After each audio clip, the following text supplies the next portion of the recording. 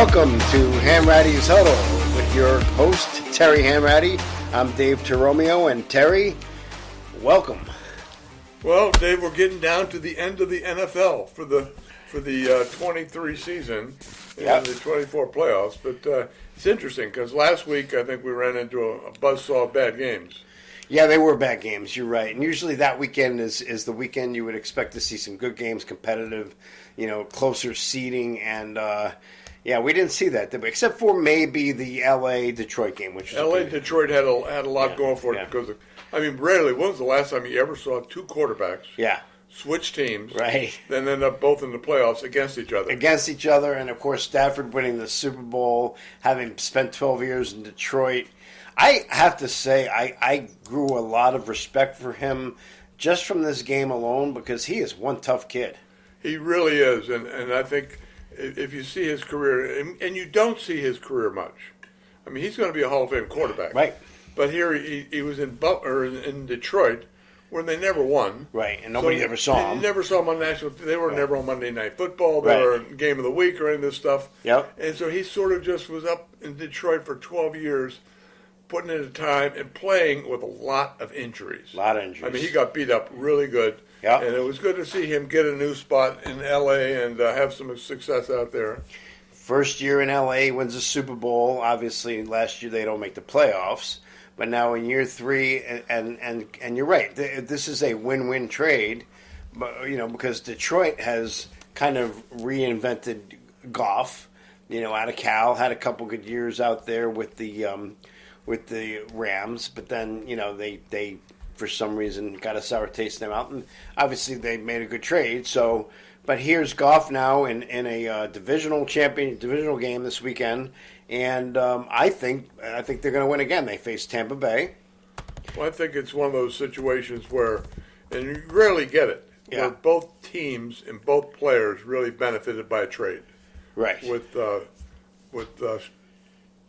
Goff and Matt Stafford. Yeah. Stafford, Yeah. So, well, let's talk about that. So, those, even though they were bad games, the fact that it was so much hype over the season for the Cowboys, for the Eagles, started out 10-0, and then the Jets beat them. I think that they lost to the Jets and they lost their minds. The Dolphins, who were and I'm not a Dolphin hater, but I was just getting sickening with the Hard Knock stuff and everybody on the Mike McDaniel bandwagon. And now those three teams went out. In a combined fizzle. They are all on the golf course as we speak. Yeah.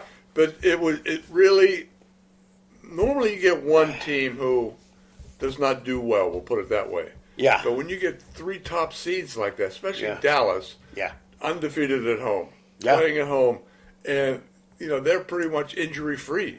They have 9 Pro Bowl players on their team. And they have the lowly Green Bay, who's pretty much a startup team. New quarterback, he's getting used to everything, and they've got to adjust to the whole situation. And they went down and just crushed them. Dallas. The score really wasn't indicative of how bad that game was. When it was 27-0 and Dak throws a pick six to make it 27-0, you're just sitting there going, "This is unbelievable." And if you're not a Cowboys fan, quite honestly, it was amusing. And the only saving grace that Philadelphia has is they were playing on the road. Yeah, well, Philly was on the road, but still, my goodness, the Tampa Bay team is just so unpredictable this year. But to get blown out, I could see losing. You can lose a game. It's the NFL. These guys, they get paid, right? So, but that was just as non-competitive a game as I have seen. And it was really a breakdown in their offensive line too. The quarterback had no time to throw the ball, and when he did, he wasn't. I think he maybe got a little gun shy. Yeah, once you get hit 4 or 5 times in a row, you have a tendency to say, okay, let's take a peek at that defense before we throw the ball. Right. And your Steelers, I think they just fell a little bit too far behind. They did put up a fight. One of the players, and I can't think who it was, one of the Steelers did say after the game that they were playing the refs and the Bills. So, Well, as far as the referee is concerned, and I think we've stated it earlier in the podcast, that I think no matter what team you root for, the officiating has not been good. I think it has not both been sides good. of the ball. I think they have a lot of missed calls. And I think there's got to be a real, overlook of what the officials did. I mean, they got to sit down after the season over and say, okay, let's evaluate all the film that's out there, and see where we're making these calls. With the amount of money that the NFL is making, and just the money that they made on that Peacock broadcast alone, which people were really pissed off about. Excuse my French, but they were, because they had to go buy an extra streaming device if they didn't have it to watch that Miami game on Saturday night. And that's kind of unfair, but they really got to put some effort into getting this officiating corrected, because it's you're right, it's been bad all year. And you never hear anyway about how many officials got fired. Yep. For bad performance, right? Or how many just retired. Yeah. And how many new ones they bring in each year. So you never know the real balance of the real talent there. Is it getting really divided in two small pieces? I mean, it's. I would like to know that. I wish that I would too. The NFL would broadcast that and how they're looking at this and trying to make it better. Well, listen, you're friends with Roger, and you know him, and nothing against them. I mean, the NFL really is Teflon. I mean, it's hard to put a chink in their armor, because almost everything that they go through, the concussion debate, the officiating, the sports gambling, the turf. Thank you. They just seem to escape. They come under criticism, but they never really seem to pay for it in any really way, at least that we can see. Well, when you see they had top 100 shows last year, that's right, on all of TV, the NFL had 91. Yeah. So there you see their strength. It is amazing, really. It's an amazing phenomenon when you think about that, because it's like I'm a Jet fan, you're a Steelers guy, our friend Rob is a Steelers guy, but we'll watch, these games, and for teams, example, Detroit, Tampa Bay this weekend. I mean, who's got an affinity for either one of those teams? People in Detroit and Tampa Bay, but we'll watch those games, because it's something about the NFL that just really is compelling and draws you to that, to watch. Well, it is. I think that game has real interest too, because there's only, I think, 3 teams now that have never been to a Super Bowl. Right. And Detroit's one of them. Detroit's one. So this could be, Cleveland was another one, but they're gone. Yeah, Cleveland was another one. But this could be a real, a big happening for the town of Detroit. Okay, well, let's start there then. Let's go through these games. Let's start with Detroit and Tampa Bay. Tampa Bay is coming in, obviously. They're going to be an underdog. I don't know how the points spread, but I can check it. What are your thoughts? No, I think I'm going to have to precede anything I say now, show my record is really bad. Okay. So I'm not a great predictor of games, but well, then we'll just go the opposite way. But I think that's what people do. When I was working on Wall Street, people call me up on Friday and say, "What's your 5-star pick?" Okay. And I'm saying, "Why do you guys keep calling me? Because I'm wrong every week." Then they realize Terry, we're taking the other side. I'm going, "Whoa, there you go. Nice. You're making some money." All right. So for what it's worth, Tampa Bay is getting 6.5 points. So I really think we're going to end up like a week we had last week. Okay. So Detroit is going to win by more. I think Detroit wins big. Give me a score. I'd say 27-13. 27-13, Detroit. Oh, and I like that, and I'm rooting for Detroit as well. I'd be surprised, really, if Tampa's, if that is, I would take Detroit in this game as well. I think they're a little bit of a Cinderella. I think Mayfield's having a good year, but I think his time is short for this year. Okay, and just so we're tracking with people who might be listening before the games, that game is Sunday at 3 p.m. Let's go back to Saturday and stay in the NFC. You have the Packers, a big crushing win over the Cowboys. At San Francisco, I think this is a choice of many people to win the Super Bowl. San Francisco is giving Green Bay 9.5 points. I think it's going to be a 35-10 game. San Francisco 35, Green Bay 10. And I think San Francisco is by far the best team in the NFL. And I think they're going to hang the Super Bowl in San Francisco this year. All right. I have to say, I don't know why. I mean, these sound very logical to me, Terry. So I don't know. That's why I'm always wrong. Okay. You're too logical. But I'm with you in lockstep on both these games so far. You're in bad shape. I'm in bad shape. I better not. All right. So I'm not going to put the mortgage on it. I promise you that. So back, staying on Saturday and going over to the AFC, you have the Houston Texans.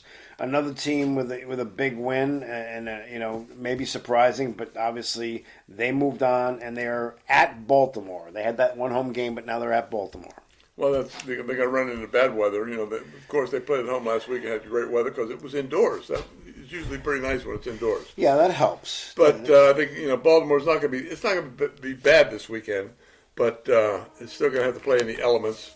And I think, as much as I hate to say it, Baltimore, I think, is by far the best team in the AFC, in that game. Yeah. Okay, and so with a 9-point spread, we're going Baltimore.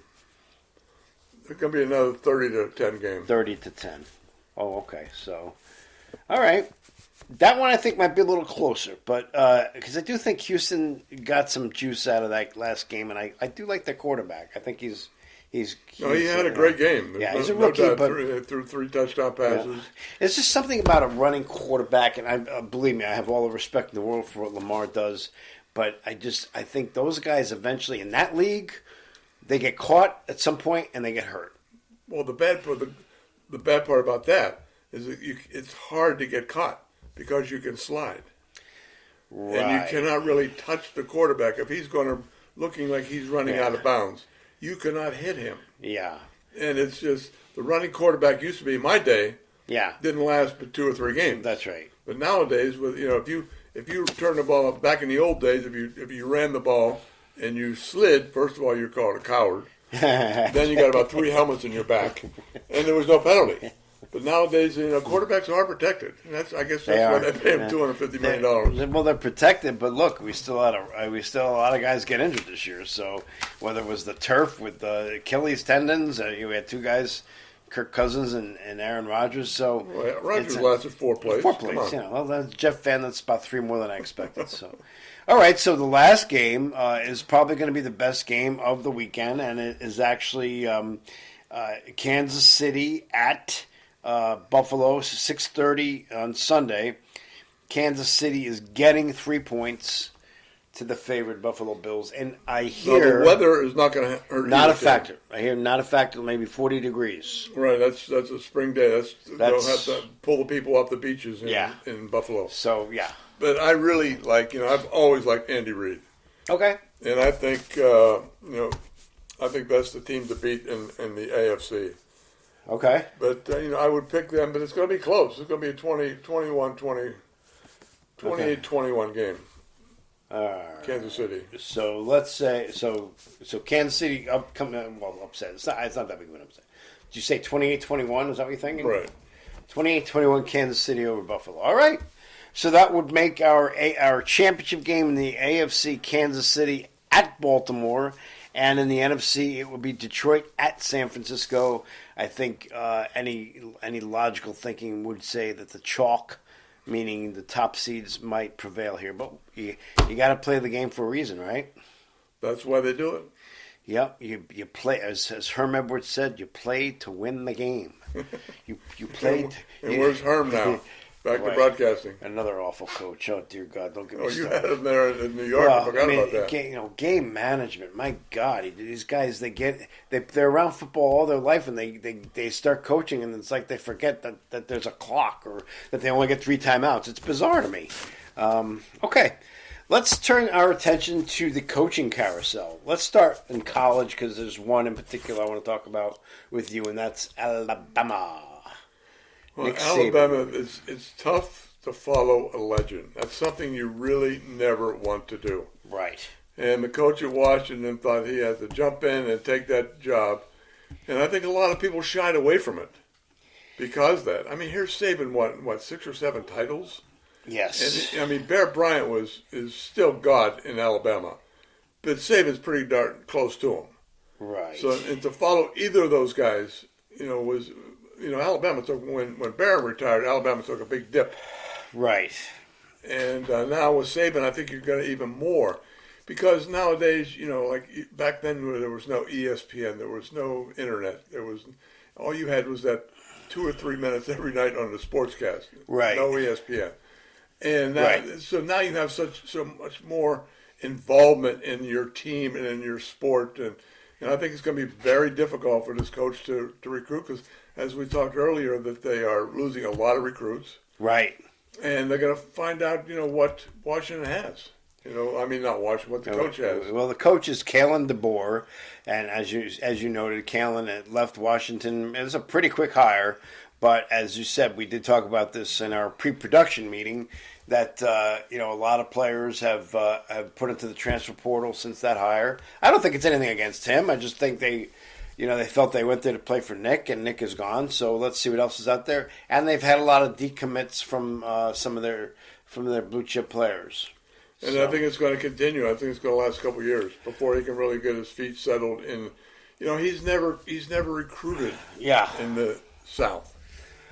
So it's an old boys' hometown there. When you walk into a high school, all these coaches knew Lou Saban and walked in and, they're going to push their players to, not Lou, but wow. Which we just found out. The reason why you said Lou is because we just looked it up to see if they were related, and I guess they're distant cousins at best. Yeah, Lou Saban was the head coach at Michigan State. No, he was at Buffalo Bills. Buffalo Bills, but I think he was in college ball for that. That's where Nick Saban was at. Nick Saban was right. So, but it's weird that they're with the football pedigree that they may not even be related. But yeah, so. Interestingly, your point, I agree with you. It's really hard to replace a legendary coach at any level. We've seen it, in the pros, with professional coaches that step down or even in your situation, our procedure, was followed by Dan Devine. I don't think that went very well, but. You think about other coaches, and it's really hard for that first guy. Penn State, Joe Paterno, Bill O'Brien.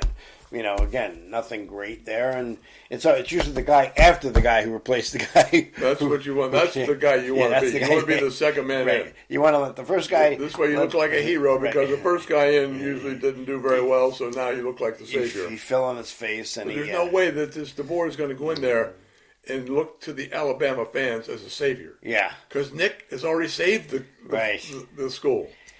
All right, so back to the NFL. We have a big coaching carousel going on there now with Belichick. That situation is over. He's a free agent now. He's interviewed at Atlanta, and I believe he's interviewed in for the Archers or no for the or the Raiders. One of these. I think it was the Raiders. I think the Harbaugh. Harbaugh too. Jim Harbaugh. Jim Harbaugh is interviewed out at San Diego. It would be my guess. San Diego, yeah. It would be my guess that he would end up there. And with the L.A. Chargers. The Chargers, L.A. Chargers. I know it's hard. They should be in San Diego. Let's be honest. It's still the Oakland Raiders, right? Always. Okay. It's going to be that way forever for me. See, I hear you. So you have those two, Harbaugh. I mean, these are big name guys here, right? You have Harbaugh, you have Belichick, Mike Vrabel. That was shocking to a lot of people because he's a very successful coach now. And you know what? For New England really turned that around pretty quickly. I guess they must have had this guy Mayo in mind all along. He's been on the staff, and I think he got real close with Kraft. With Kraft. Yeah. And I think he's a quality guy. Oh, I do too. And he's done very well as an assistant and deserves to be promoted. But I sort of thought Vrabel would get that job.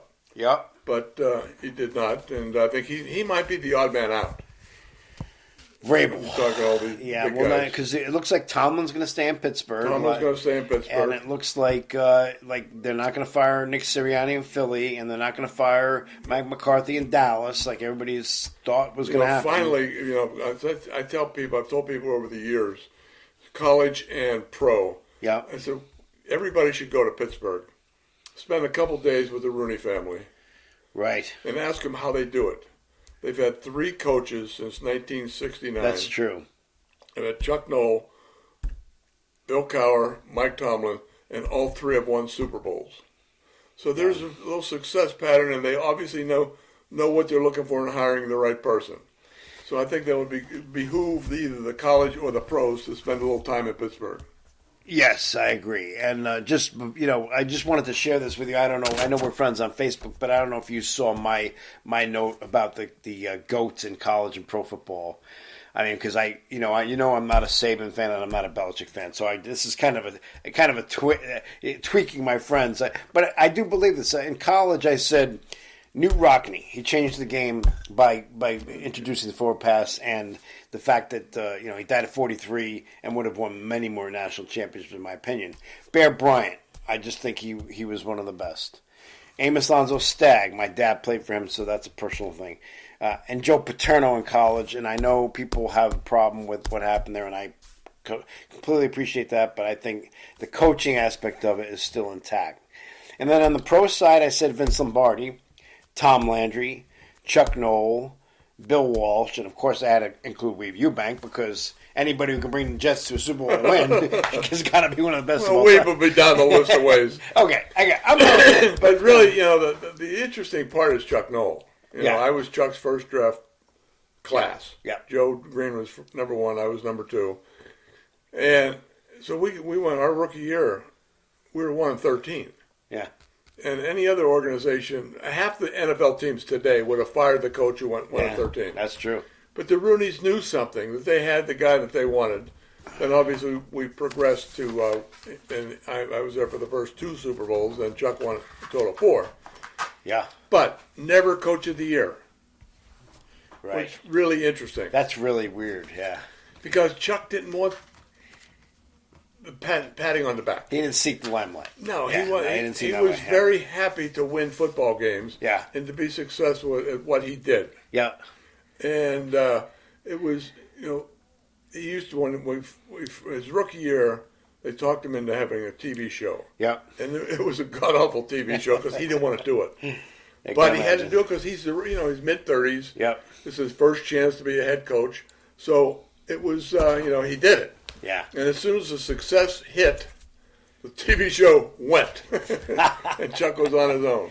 Well, it's very interesting. I mean, I think he was certainly one of the best. And, any final thoughts before we sign off for today, Terry? Well, looking forward to the weekend. I hope I'm wrong in saying there's only going to be one good game, which in football, I'm usually wrong in my predictions. So it looks like we're all in for a great weekend of football. Hopefully they're good games, and this is the nice part when your team is out of it. You can sit back and it doesn't matter. You don't have to squirm on the couch and get up and stomp your feet. So, but that's great. So signing off for Rob Adams, who's not here today, Dave Torromeo, and of course your host for HANRATTY's Huddle, Mr. Terry HANRATTY. Terry, until next week. Until next week, my friend.